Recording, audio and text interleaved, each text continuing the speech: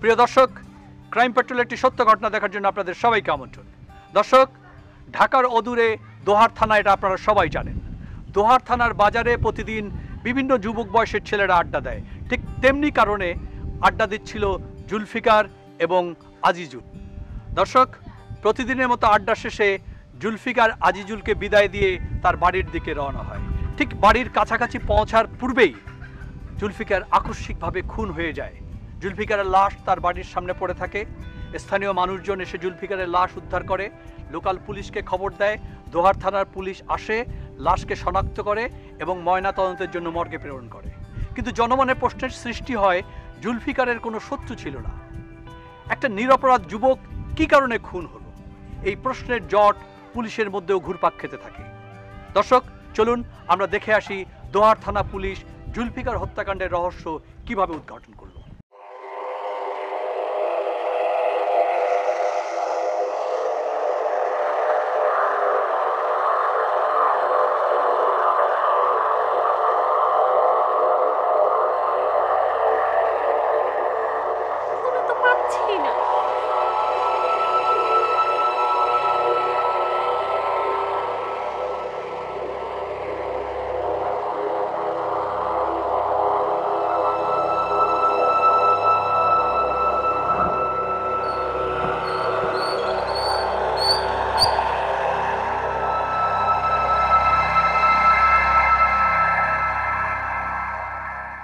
জুলফিকারের বউকে কি ডাকা ঠিক হবে,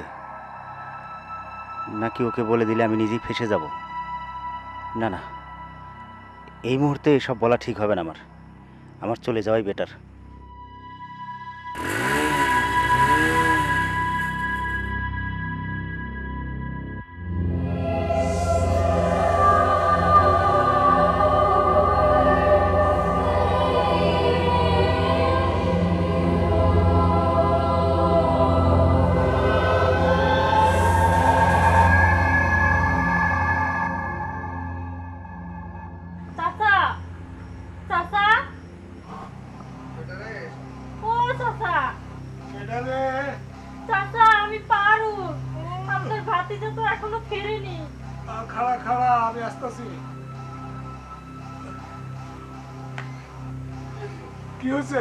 আপনার ভাতিজা তো এখনো ফেরেনি। পোলাপাইন মানুষ, দেখ কোথাও গিয়ে আড্ডা মারতাছে। না আসলে তো আমার বলে। ফোন করছিলি? রিং হয়, ধরে না। আর একটু অপেক্ষা কর, আইবো। তুই বাড়ি যা। যাইতে পারবি না আমি আগায় দেবো? যা বাড়ি যা। যাইতে পারবো না আমি আগায় দেবো? না থাক। আচ্ছা যা।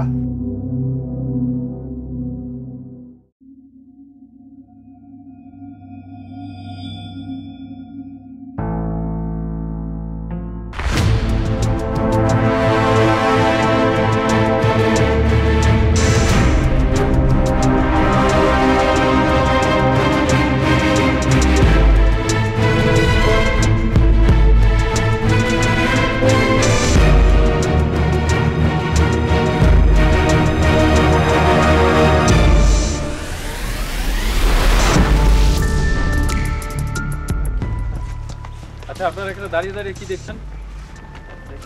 কি দেখছেন? একটা লাশ পড়ে আছে। এভাবে পড়ে থাকার পরেই তো দেখেন আপনারা। থানায় ফোন দিয়েছিলেন কেউ? জানি। চেনেন? চিনি স্যার, পাশে বাড়ি। জুলফিকার নাম। শিওর? Sure sir. কি করতো স্যার? এমনি কি করতো জানি না, মোটর সাইকেলটা চালাইতো। ওনার সাথে কি কারো কোনো শত্রুতা? ঠিক আছে, যান আপনার।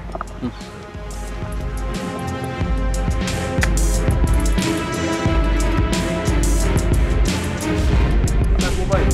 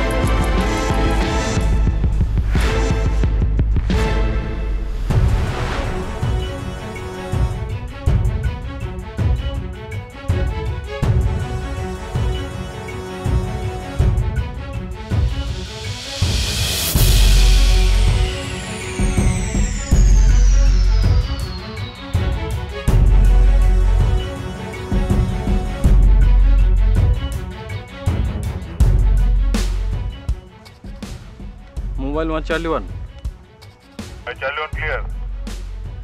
স্যার ওই জুলফিকারের ডেড বডি স্যার পেয়েছি স্যার, ওই রাস্তায় পড়েছিল। ডেড বডি পাওয়া যায়, ভালো সংবাদ। আপনি ভালো করে দেখেন, সুরতল করেন, পোস্টমর্টমে পাঠানোর ব্যবস্থা করেন। জি স্যার, রিসিভ স্যার। মা মানে থাম, মানে কাঁদিস না।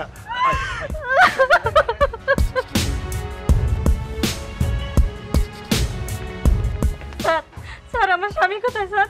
আমার স্বামীর লাশ কোথায় স্যার? আচ্ছা আপনি একটু ধৈর্য ধরুন। ও ডেড বডিটা কি হয়েছে? স্যার পিএম প্রায় শেষ। পিএম হলে ওনাকে বুঝাই দেওয়ার ব্যবস্থা করবেন আর ইয়ে করবেন। আল্লাহ গো, আচ্ছা আপনি একটু ধৈর্য ধরুন। আপনার সর্বনাশ কে করেছে সেই জিনিসটা আমরা দেখছি। একটা এফআইআর নিব, হ্যাঁ, এফআইআর এর ব্যবস্থা করবেন। আপনি ভিতরে যান, ওনাকে ভিতরে নিয়ে যান। হ্যাঁ আপনি আসুন। আমাকে স্যার ডাকছে, স্যারের কাজ শেষ করে দিয়ে আমি এসে সই করে দেবো, ঠিক আছে? হ্যাঁ মামুন আসো।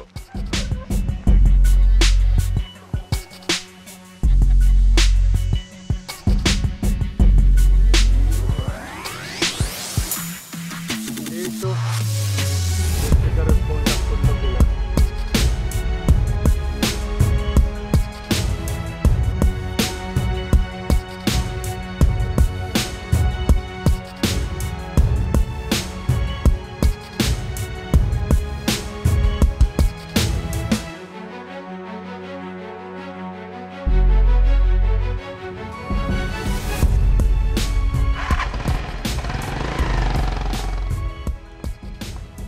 তুমি সামনে উঠো। স্যার তোর আমি 1 ঘন্টা আগে আসতে বলছি, তুই এত দেরি কেন? স্যার ঘুমায় পড়ছিলাম। ঘুমাই পড়ছিস? সারা রাত করিস কি? ঘুমাই পড়ছিস দিনের বেলা? স্যার খোঁজ খবর হয় না। খোঁজ খবর রাখিস না, আকাম কুকাম করে বেড়াইস। না স্যার। কাজ কর। ওই যে জুলফিকারের বাড়ি আছে, চিনিস না? হ্যাঁ স্যার। যে মারা গেছে, ওর সাথে কি সমস্যা ছিল কার, ওই এলাকায় যাবি, যে খোঁজ খবর নিবি, নিয়ে আমাকে জানাবি। স্যার অনপুরের মধ্যে দাঁড়াম। 1-2 মধ্যে না, 1 এর মধ্যেই জানাইতে হবে। সেনসিটিভ। ওর বউ এসেছিল মামলা করতে, আসলে ঘটনাটা কি আমার জানা দরকার। আচ্ছা স্যার। টাকা লাগবে? আচ্ছা দিবে, যা, আমি বলে দিতেছি, আকাশের কাছে যা। আচ্ছা।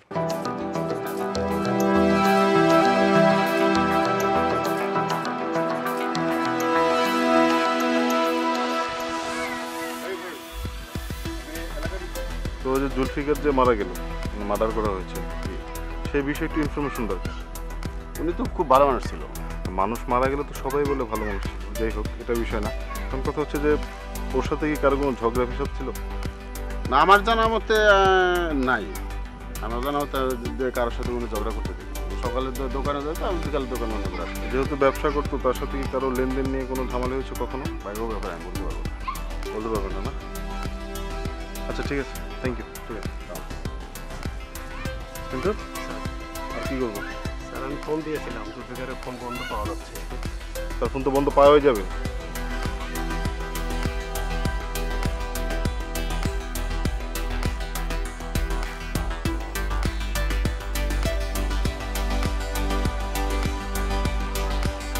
চিন্তা করেন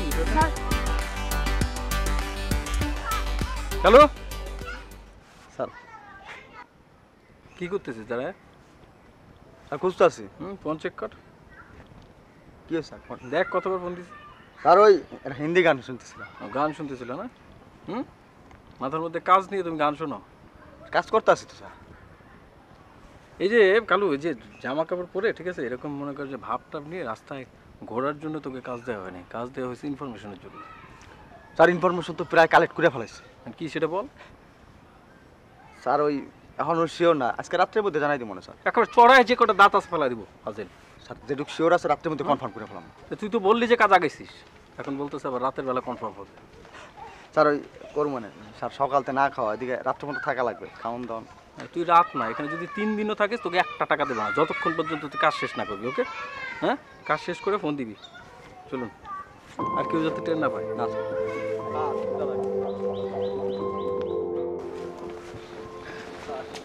আকাশ, খবর তো এত কেউ কিছু বলতে পারছে না বা বলতে চাচ্ছে না।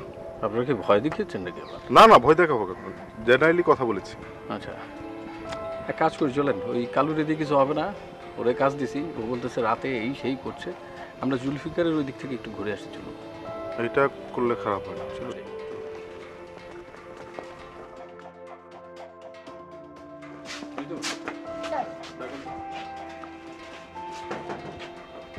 কেউ কি আছেন? আপনি জুলফিকার সাহেবের জন্য? আমি ওনার ওয়াইফ। আপনার ওয়াইফ। আপনার জানা মতে এই যে আশেপাশে মানে জুলফিকার সাহেবের সাথে কি কারো কোনো শত্রুতা আছে? না স্যার, জানা মতে ছিল না। ওনার সাথে সবার রিলেশন ভালো ছিল, উনি খুব ভালো মানুষ ছিল। উনি তো ব্যবসা করতেন। হ্যাঁ, উনি ব্যবসা তো করতেন। ব্যবসায়িক শত্রুতা থাকতে পারে না, টাকা পয়সার ব্যাপার তো। স্যার আমি এটা কখনো দেখিনি আর উনি আমাকে বলেনি। আচ্ছা প্লিজ আপনি শান্ত হন, কিন্তু আপনি একটু মনে করার চেষ্টা করেন। যদি আপনার কাউকে সন্দেহ হয় আমাদেরকে অবশ্যই জানাবেন, ঠিক আছে? অবশ্যই স্যার জানাবো। আচ্ছা ঠিক আছে।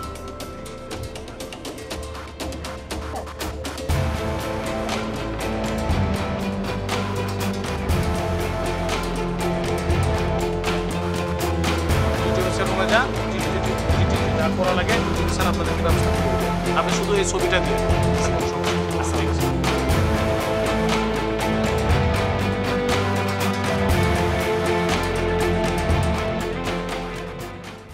ফোন ধরে না কেন?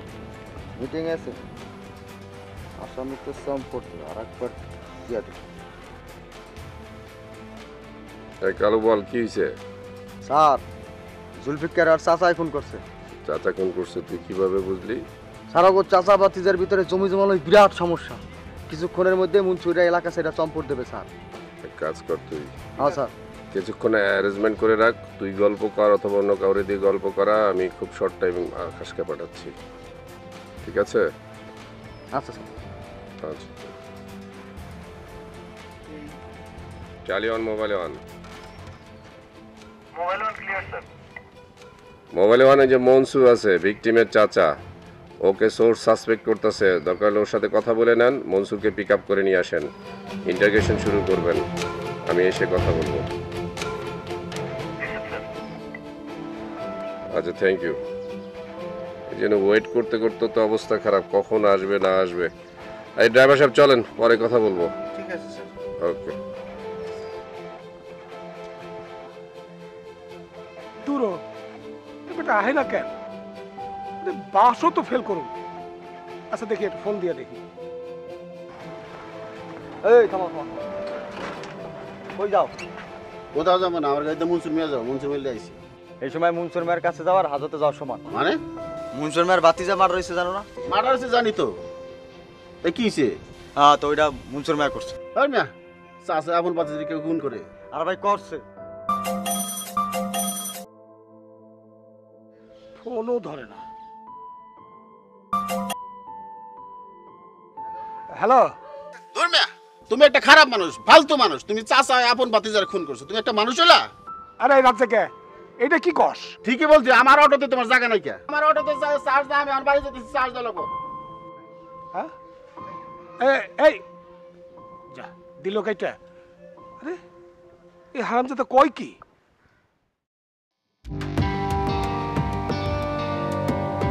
ব্যাটারিতে চার্জ তুমি বলে মারা আমি মিছা কথা বলছি। এখন যদি পালাই যায় ভাই ভাই গেলাম। ধরবে আদা পাগল।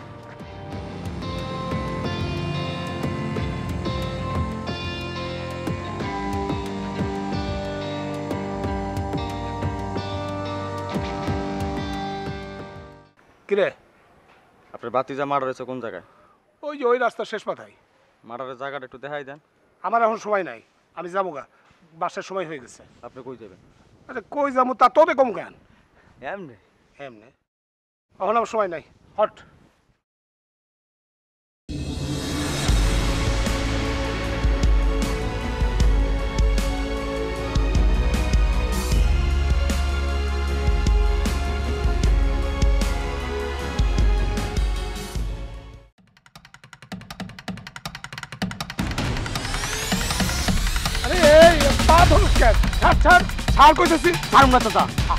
আমার গাড়ির সময় হয়ে গেল, পা ধরস কেন?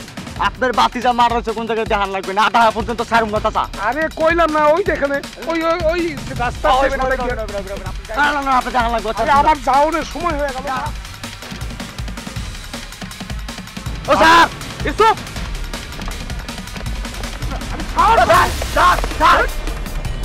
আরে আপনারা আমার ধরবেন? তোমাকে ধরবো না? জুলফিকারের সঙ্গী লাগবে না? চলো। আমার ভাতিজা খুন হয়েছে, আমার আপনারা ধরতেছেন? চুপ, একদম চুপ, আর একটা কথা বলবি না তুই। হ্যাঁ, নিয়ে চলেন। সব ফোন করে পালিয়ে যাওয়া না।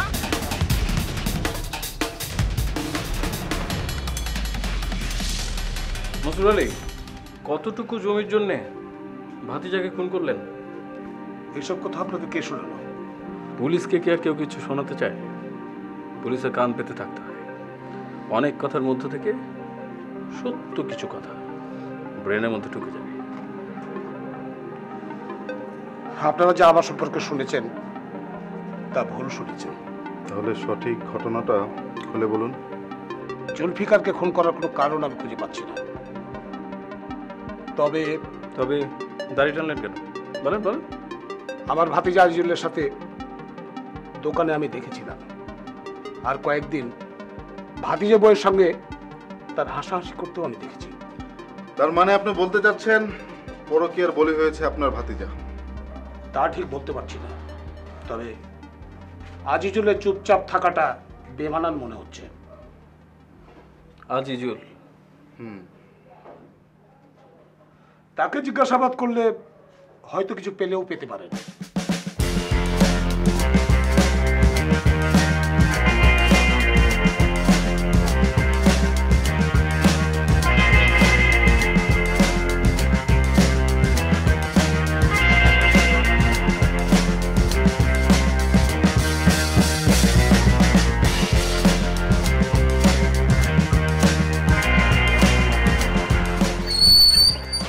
আপনাকে একটু থানায় যেতে হবে এখন। কেন? মানে স্যার যেতে বলেছে। কিছু তথ্য আছে যে এই তথ্যগুলোর সাথে আপনার জবানবন্দি একটু মিলিয়ে দেখবে স্যার, কতটুকুন সত্য কতটুকুন মিথ্যা। আর তাছাড়া কিছু কিছু বিষয় তো থাকেই যেটা টপ সিক্রেট, যেটা সবার সামনে বলা যায় না।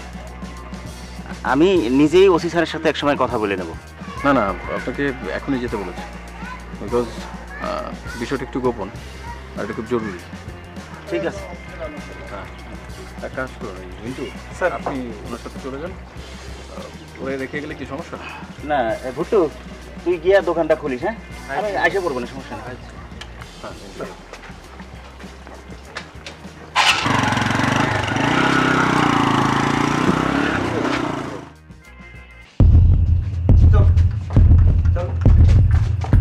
বসবে না, দাঁড়া দাঁড়া। মিন্টু সাহেব, আপনি হয়তো আমাকে চেনেন মিন্টু না। সাহেব, আমি একজন অফিসার। মিন্টু সাহেব কিসের? রাইট, তুই মার্ডার করে আবার চেন পরে আসিস। খোল খোল খোল। চেন না, তুই চশমাটা দে আগে। মিন্টু সাহেব, আপনি ভুল করছেন। ভুল করছিস মানে? মিন্টু স্যার, কি ব্যাপার? স্যারকে আপনি বলেননি যে ওনাকে নিয়ে আসছেন? ও স্যার, না তো। না তো না, আর ওনার সাথে এরকম করছেন কেন? না স্যার, স্বীকার করাচ্ছিলাম স্যার। স্বীকার করছিলেন না? জি স্যার। আচ্ছা, কি অবস্থা হয়েছে স্যার?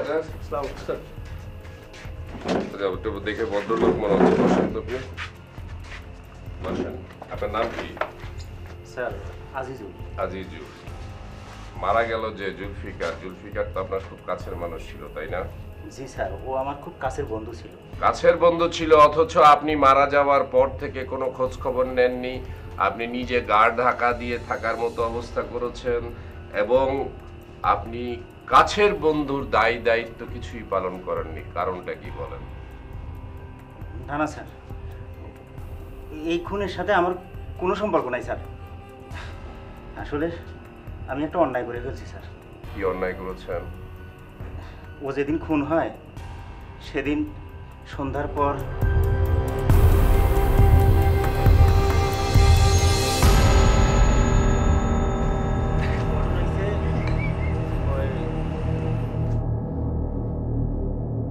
এক কাজ কর, ওই মিলনের দোকানে আমি ওর কটা ছোটো মাছ কিনে রাখছি। বেশিক্ষণ হয়ে গেলে তো পয়সা দেবো, ও আবার দোকানটা বন্ধ করবো। তুই এক কাজ কর, আমার গাড়িটা নিয়ে যা আর ওই মাছটা একটু বাড়িতে পৌঁছে যাবে না। তুই যাবি না? আর আমি যাবো, আমার আবার কাজ আছে। আরে চাবিটা ল। তাহলে আমি রিক্সায় চলে যাই। আরে কি কর, চাবিটা ল তুমি ল। আরে হুন্ডারে তুই যাইস, আমি আয়া বলুম রে, আমার আবার একটু কাজ আছে, বুঝছ না? আজকে আবার দাদন সাহেবের পালা। না মানে কাজ আছে, তুই চিন্তা করিস না। কি টানাটানির মধ্যে বসবি?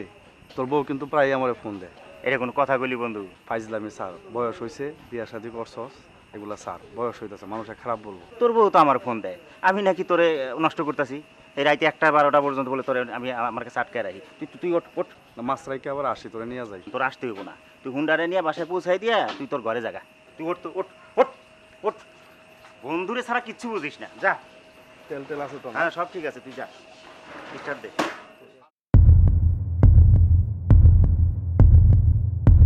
হ্যাঁ হ্যাঁ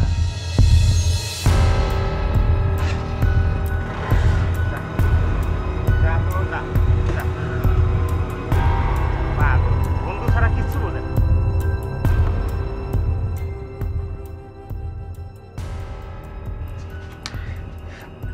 এরপর স্যার ঘন্টা দুয়েক পর আমার কাজ শেষ করে আমি হেঁটে হেঁটেই যাচ্ছিলাম রাস্তা দিয়ে।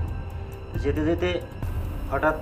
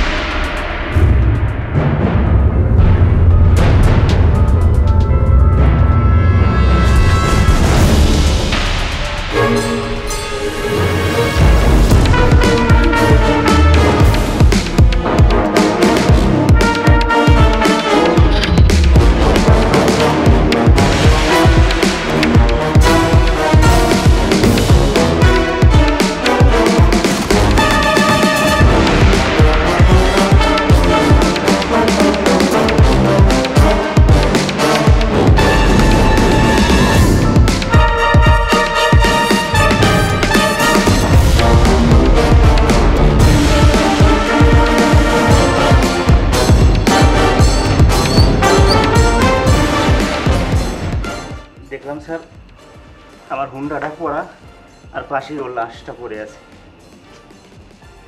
তবে স্যার আমার মনে হয় ওকে কেউ খুন করতে আসেনি, হয়তো আমাকেই খুন করতে আসছিল। আপনাকে কেন খুন করতে আসবে? আপনার সাথে কারো শত্রুতা ছিল? না না স্যার, আমার জানা মতে আমার সেরকম কোনো শত্রু নাই। আচ্ছা, আপনি আরেকটা কথা বলেন, আপনার মিসেসের সাথে আপনার সম্পর্ক কেমন? স্যার সত্যি কথা বলতে কি, আমার স্ত্রীর সাথে আমার সম্পর্কটা ভালো না। কেন? আসলে বিয়ের পর থেকেই ওর সাথে আমার তেমন বনিবনা হয়নি। বিয়ের একদিন পরেই আমার একজন ফোন করে হুমকি দিয়েছিল স্যার, বলছিল আমি যেন আমার স্ত্রীকে তালাক দিয়ে দিই। কে ফোন করেছিল আপনাকে আপনি জানেন? ওর বাড়ি হলো কানুসগাড়ি, একটা হাই স্কুলের ক্লার্ক, ওই আমাকে ফোন করেছিল। আপনার স্ত্রীকে আপনি জিজ্ঞাসাবাদ করেছিলেন, কথা বলেছিলেন প্রকৃতপক্ষে কি তার সাথে তার সম্পর্ক ছিল? জি স্যার, ওর ব্যবহার দেখেই বোঝা যায় ওর সাথে এখনো সম্পর্ক আছে, আমার সাথে একদমই বনিবনা হয় না। আপনার স্ত্রী এখন কোথায় আছে? ও বেশিরভাগ সময় ওর বাবার বাড়ি থাকে, এখনো কানুসগাড়িতেই আছে। মোবাইল ফোন নাম্বার আছে আপনার কাছে? জি স্যার। আকাশ, মোবাইল ফোন নাম্বারটা নেবেন, নিয়ে একটু দেখবেন কি অবস্থা। আর এক কাজ করবেন, আপনি প্রথম সমস্ত ঘটনা জানলেন, শুনলেন, দেখলেন, আপনার মোটরসাইকেলটা ছিল এখানে, এই ভয়ে আপনি নিজেকে এভাবে গুটায়ে ফেললেন। এই কাজটা আপনি ঠিক করেননি, আপনার পুলিশকে জানানো উচিত ছিল। আমি যদি আপনার কথা সত্যতা না পাই তাহলে কিন্তু আপনার অবস্থা আমি খুব খারাপ করে ফেলব। ঠিক আছে? আপনাকে এখন মুচলেকা দিয়ে ছেড়ে দেব, but mind it, without my permission you can't leave your village. Okay? জি স্যার। ঠিক আছে, করেন। আর ওর বউয়ের নাম্বারটা নিয়ে নেন। ঠিক আছে মিন্টু, থ্যাংক ইউ। ওর জিনিসপত্র দিয়ে দিন।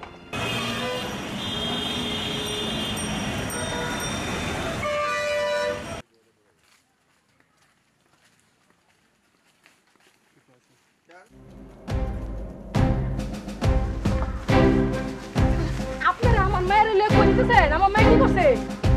ওনার একটু জিজ্ঞাসাবাদ করার জন্য থানায় নিয়ে যাচ্ছি। তাহলে আমিও যাবো। শুনুন শুনুন, আমার ঘটনা হচ্ছে ওনার সাথে একা কথা বলতে হবে, ঠিক আছে? আপনি পরে আসেন, আর সমস্যা নেই, আপনার যাওয়ার দরকার নেই, কারণ হচ্ছে স্যার কথা বলে ছেড়ে দেবেন, ঠিক আছে? আপনি আসুন। আমি কি করবো? বাবা কো থানা যাইতে গো, বাবা কো।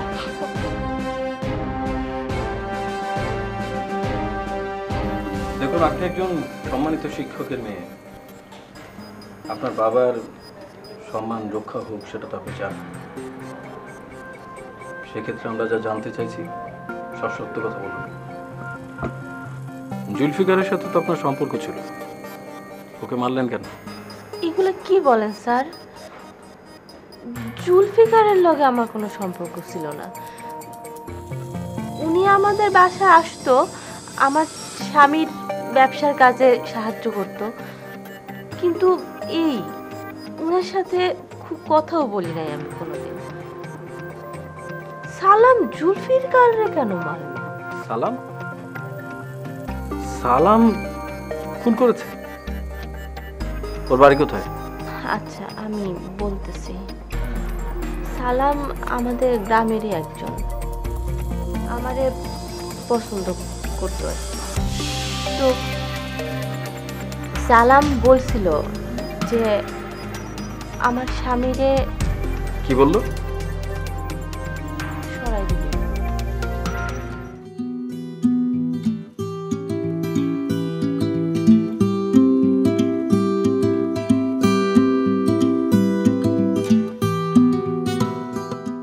মিনা,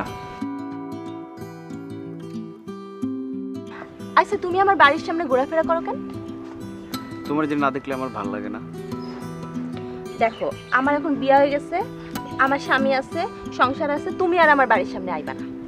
বিয়ে হয়েছে তো কি হয়েছে? তো কি হয়েছে মানে? আমার স্বামীরে তো চিনো, আমি কিন্তু কয়া দিমু। যদি কয়া দিই তোমারে কিন্তু তুমি কইতে পারবা না। দেখো তোমার শেষবারের মতো কয়া দিতেছি, আমার বাড়ির সামনে ঘোরাফেরা করবা না।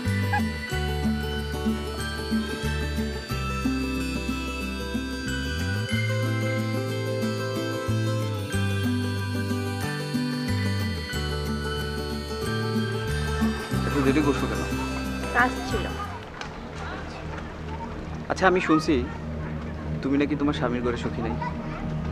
তো দেখো আমার বাবা স্কুল মাস্টার, এর সম্মানের দিকে তাকায় হইলেও আমার সংসারটা করতে হবে।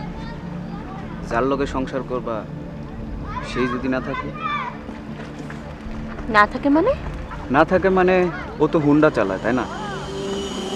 হুন্ডা যখন চালায় তখন তো অ্যাক্সিডেন্টও হইতে পারে। আমি এসব জানি না, চলো তো।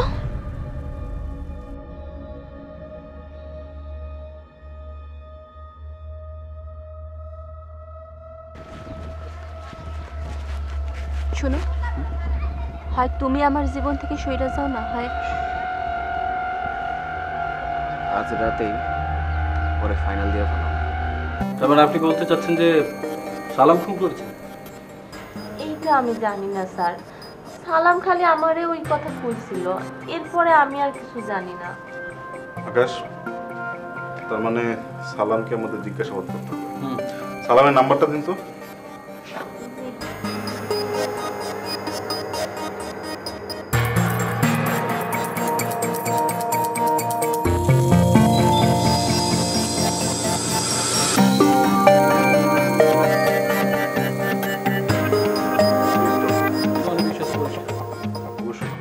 এবং আরেকটা বিষয় পরিষ্কার যে এই খুনের সাথে আপনি জড়িত।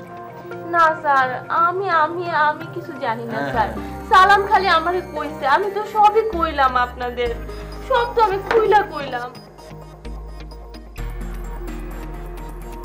যা জানিস সব বল, ঠিক আছে? আমি তো সব কইলাম।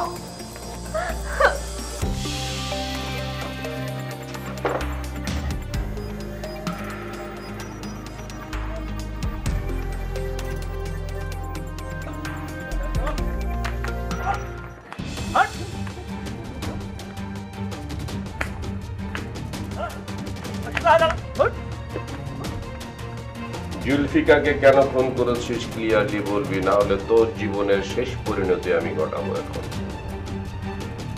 মিনারে আমি ভালোবাসি। ওই মিনাই কইছে ওর জামাইরে সরাই দিলে নাকি ও আমার সাথে ঘর করবে।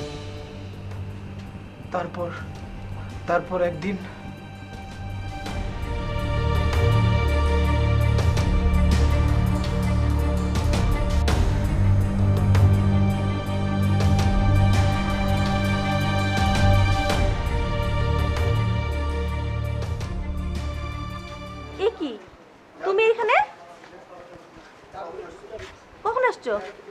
হয়তো 1 ঘন্টায় মানুষজন দেখবো, এর জন্যই তো ডাকি নাই তোমারে।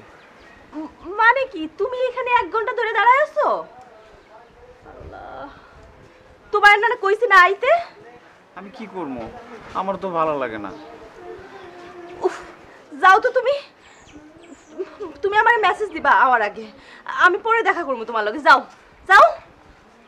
তুমি আবার কই যাও ওদিকে? যাও, আমি ননদের বাসায় যাই, তুমি যাও যাও।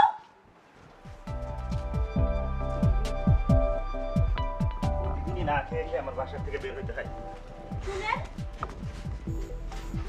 কি বলো? আমি বাপের বাড়ি যাব। বাপের বাড়ি? সেদিনই না বাপের বাড়ি থেকে আসলা, আবার বাপের বাড়ি যাইতেছো কেন? বাপের বাড়িতে আমি যাবো না, আমার বাপের বাড়িতে।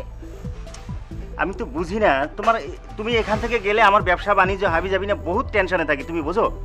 আপনার ব্যবসা কি আমি দেখি? ঠিক আছে তুমি দেখো না, কিন্তু তুমি চলে গেলে তোমার বাড়িটা ফাঁকা হয়ে যায়, এটা তো তোমার বুঝতে হবে। এইসব আমি বুঝতে পারবো না, আমি বাড়ি যাব। আচ্ছা, আমি বিয়ের পর থেকেই দেখতেছি তুমি আমার সাথে তেরা তেরা কথা বলো, ঠিক মতো আমার সাথে ভালো ব্যবহার করো না, সকালবেলা বের হয়ে যাতে সময় নাস্তাটা ঠিক মতো পাই না। এই আমার যদি ভালোই না লাগে, তাই না, তাহলে আমাকে বিয়ে করছো কেন? হ্যাঁ, বিয়ের আগে আমি যে জিজ্ঞেস করলাম কই, কিছু তো বললা না। কবে জিগাইছিলেন আপনি? একদিন জিগাইছিলেন বাপ মায়ের সামনে, আমি বাপ মায়ের সামনে কমু? আচ্ছা ঠিক আছে, মানলাম আমারই ভুল। তুমি একটা কথা শোনো, এখন তো বিয়ে হয়ে গেছে, এখন একটু নিজেকে সংযত করো। তোমার যদি আগে কোনো পছন্দ থেকে থাকে ভুলে যাও, এখন তো বিয়ে হয়ে গেছে, ব্যাপারটা বুঝতে হবে না তোমার? আপনি আমার সাথে এরকম করতেছেন কেন? আমি বাপের বাড়ি যাইতে চাইতেছি। তুমি তো মাসের 29 দিনই বাপের বাড়ি থাকো, মাঝে মধ্যে আসো আবার যাওয়ার জন্য পাগল হয়ে যাও। এই বাপের বাড়ি আছে কি? হ্যাঁ, এখানে কি আছে? এখানে কেউ নাই। আর শোনো, আমি বুঝছি তুমি কেন এমন করতেছো। যদি তোমার পিছনে কোনো প্রেম প্রীতি থাইকাও থাকে, খবরদার এই সব কথা কোনো সময় মুখেও আনবা না। যেহেতু আমার লগে তোমার বিয়ে হয়ে গেছে, এখন তোমাকে এখানেই থাকতে হবে। সমাজে আমার একটা মান সম্মান আছে, তোমার বুঝতে হবে। আর আমি আমার মান সম্মান বাঁচায় রাখার জন্য আমি যে কত দূর যাইতে পারি এটা তুমি ভালো করেই জানো। প্রয়োজনে আমি তোমাকে গলা কেটে ভাসায় দেবো, তবু আমার মান সম্মান আমি রক্ষা করবো।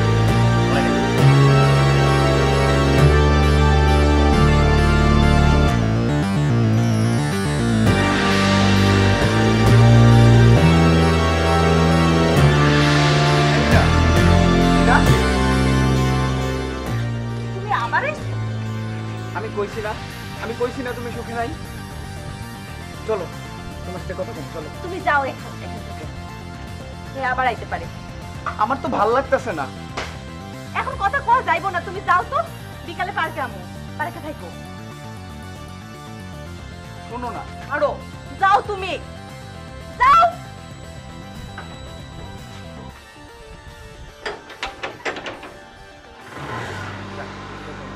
যা তো যা, পাগল, বন্ধু ছাড়া কিচ্ছু বোঝে না।